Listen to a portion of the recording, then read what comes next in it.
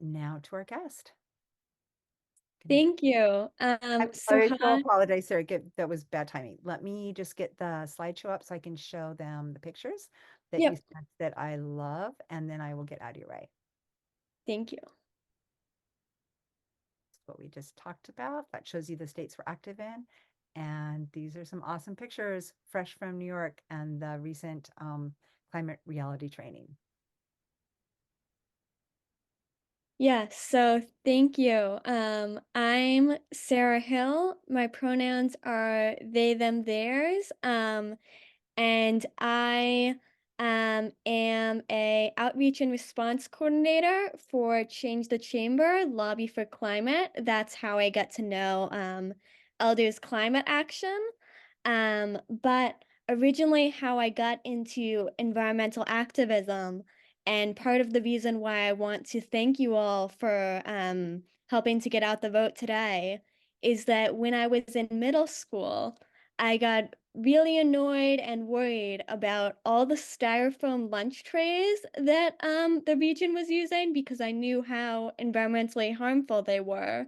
So I did a bunch of research on how long they stay in landfills and how environmentally harmful they are. And I wrote up a petition and got a bunch of signatures at school, and eventually met with the principal and our waste manager. Um, and spoiler alert, I was in middle school, so I wasn't the most confident, and I wasn't successful, but I did use it as motivation when I was applying to colleges and said that this was why I wanted an environmental studies bachelor's, and I wanted to be able to come back and make the change that I'd originally sought for. And I haven't done that yet, but there have been bills in Connecticut where I live to ban the use of styrofoam. Um, so that's a primary example of why it's so important that we get out the vote and elect environmental or climate champions, or even just elected officials who will protect our environment.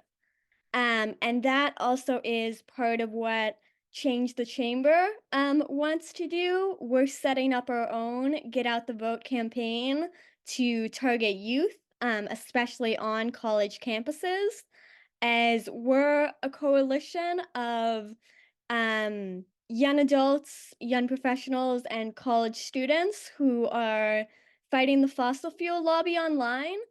And we will be hosting a couple webinars in June in collaboration with Elders Climate Action. So I also hope to see you all there. And again, I want to thank you so much for your work helping to get out the vote. Um, and if you have any questions or want me to speak any more, just let me know. Thank you. Yeah, exactly. Yeah, I was going to add a little bit. So um, s- you highlighted some of this, but I want to mention that beside being an amazing climate activist, non-binary person, you're getting your master's in energy and environmental management this month, as in actually Monday, from the University of Connecticut. And yet Sarah is still here with us today, which is pretty amazing. I'm sorry, I guess you forgot to put do not disturb on her watch or phone or something. Okay, make them go away. Um, and in addition to their work with Change the Chamber Lobby for Climate, you're also, I believe, energy transition specialist for the U.S. Partnership for Education for Sustainable Development, a climate reality mentor, and that's just current stuff. Uh, okay, this is not, give me just a second. One more thing to put in my things to do before we kick off the phone bank list.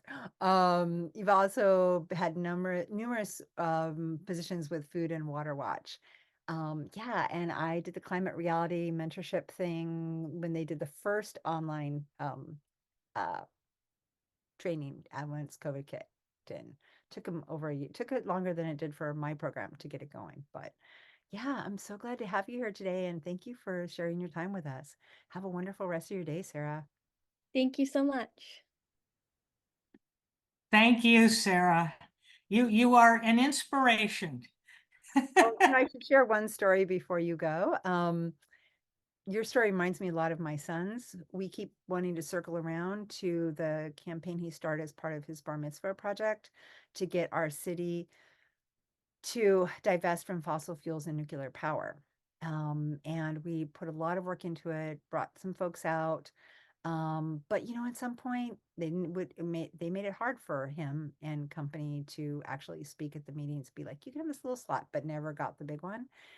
Interestingly, though, who turns up at our one of our trainings about a year ago, but the person who I'm like looking at the website going, what's her email? That's an interesting email. Turns out she's our newest city council member.